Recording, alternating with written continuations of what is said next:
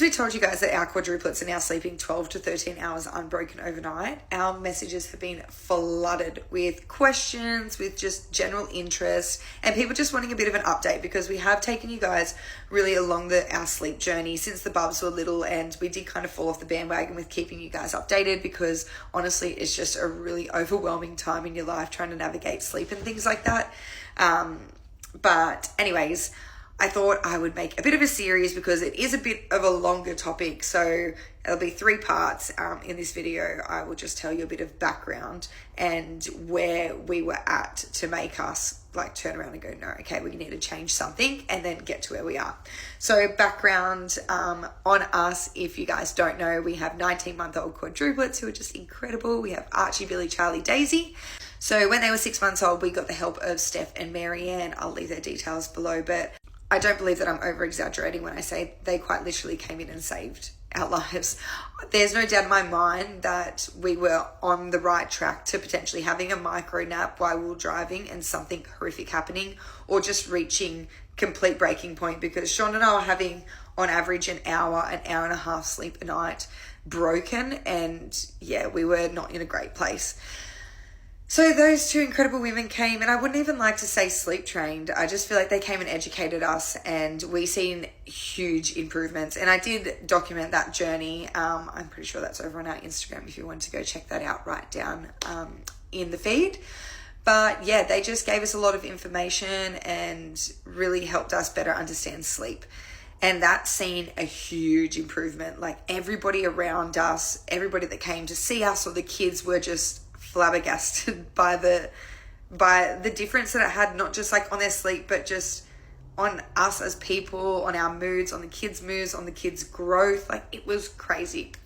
Anyways, we were kind of just like, we're just content with how we were going because it was so much better than what it was. So we didn't really bother with trying to go to the next level, and the next level being not like no bottles or anything overnight and doing this 12 to 13 hours unbroken of sleep. So we were quite content, but over the last couple of months, things had gotten much harder. So Daisy had gone from sleeping overnight, unbroken, self-settling, to needing me to lay next to her cot for about an hour and a half every single night on the floor or in her cot just to get her to sleep. Plus she was having wakings overnight, and then a potential early waking as well. Then we had Billy, who was having up to 3 bottles of 180 mils of milk per night. And then Charlie was having about 2 bottles overnight. And then those 2 were notorious for early wakes. Billy and Charlie had been doing that for the longest time ever, but Daisy had just randomly fallen into these habits. For a bit of context as well, Archie and Daisy share a room, and Billy and Charlie share a room. And Mr. Archie, you won't hear much about him in these series because he's our unicorn child. So from 6 months, he's slept 12 to 13 hours and self-settled completely through. So we haven't had any sleep issues with him, and he doesn't really play a part in this story for all the right reasons. So I was just at my wits' end. My back is still recovering from sleeping on Daisy's floor so much. The kids were just whingy throughout the day as well. Their daytime nap was, they would cry for maybe 2 or 3 minutes. It wasn't very long when they would go down for sleep, but it was still it just wasn't nice. It wasn't a pleasant experience putting them to bed. And their daytime naps were averaging on about sometimes 40 minutes, sometimes an hour and a half. There was really no consistency with their daytime naps. So that was also becoming really, really difficult. So I woke up on a Monday morning. I don't even know if I woke up. Honestly, I don't know if I went to sleep. But I was just like, right, Sean, I'm done. Like we can't keep doing this overnight. This is just too much. It's ridiculous. Somehow Archie's doing it, but the other 3 aren't doing it.